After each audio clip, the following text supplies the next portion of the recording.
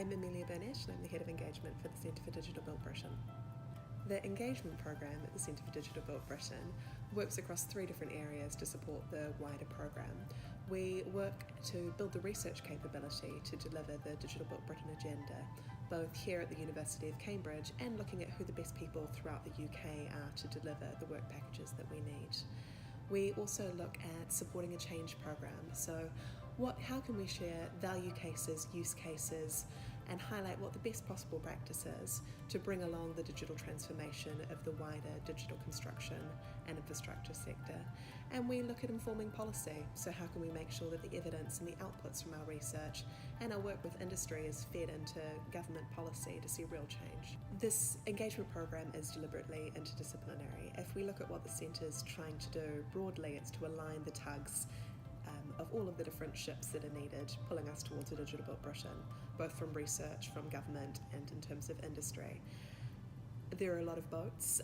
It's a big industry, a built environment and infrastructure, especially when we bring in construction and the tens of thousands of organisations that are SMEs. So making sure that we have a program which can make the value case and the use case for a digital transformation, whether you are a large multinational or you're a small organisation of 7 people, we need to make sure that the language and the evidence that we're sharing is appealing to all. So the Centre is working really closely with the BSI and with Anne Kemp, the convener for the International Committee, which is looking at adopting the PAS 1192 standards into the international standards. The engagement program that the Centre has our Home Nations Working Group, which brings together representatives from England, Scotland, Wales and Northern Ireland to make sure that there is consistent feedback being put into the standards and that also organisations are able to understand what will be required of them across the UK and to make sure that that is really captured both in feedback into the standards and the way in which they're communicated.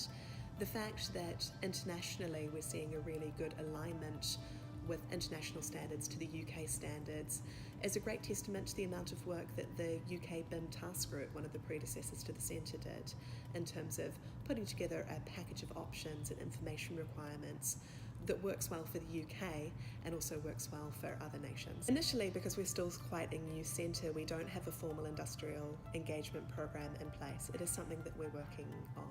The Centre's really open to and engage with collaboration. So if you think that the work that we're doing could be beneficial, please do get in touch because we'd love to talk about how we can work together. More formally, we have a number of organisations that we engage with. So we've touched on the standards committees. We have representatives working closely with BSI on the development of new standards and just making sure that we are horizon scanning and keeping the work that we're doing feeding into future developments. Within government, we have the Public Sector BIM Working Group.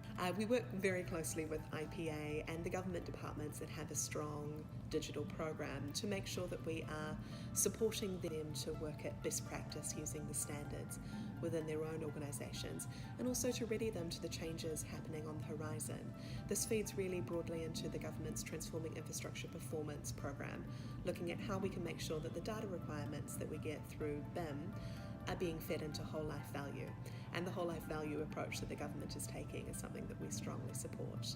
We also have the Home Nations Working Group so that we can make sure that feedback and the best practice cases coming from the 4 home nations are being shared and we've got that knowledge exchange happening, but also that it's a way in which we can engage with the 4 governments and make sure that we can feed in a consensus view onto any policy documents or significant changes that the Centre's asked to consult on. We have the Digital Framework Task Group, which was formed from the National Infrastructure Commission's report, Data for the Public Good. This is a way in which we can coordinate broadly on the digital transformation journey that's needed to get towards a country that has a national digital twin, for example, but also just to make sure that there's broad feedback into the information management landscape, which is essentially a framework for infrastructure data, which will allow for the interoperability and integration that we talk about in terms of this future digital world. Through that, we are talking with the Regulators Network, we are talking with the professional institutions and teaching agencies and making sure that we really engage with all the stakeholders that need to have feedback into the space. So Geospatial Commission and many others who are involved with that task group, as well as bringing in emerging thinkers when the time is right to make sure that the end result of the projects that the National Infrastructure Commission recommended have consulted broadly to make sure that we are delivering outputs that work best for business. The early engagement of the centre is working with people who are ready for change or already on the change journey, so that we can put together the use cases and value cases which will bring along the rest of the industry. The other key point of the Centre's engagement program is that we know that there are people doing great work out there already. The Scottish Futures Trust have a great website full of resources. The BIM Alliance, we've worked with closely on the ISO transition. We are here to signpost people towards what the current best practice and what the emergent thinking is. So if you have work that you'd like us to showcase, please do get in touch, because that's what we're here for. The focus for the Centre for the rest of 2018 is really communicating what it is that the Centre is here for, which is to build research capacity within the UK to deliver this agenda, to put together a solid roadmap and vision for what a digital built Britain is and how we're going to get there, both in terms of from a research point of view, from a policy, what policy changes would we recommend, and how can we share the benefits of this vision to encourage industry to make change.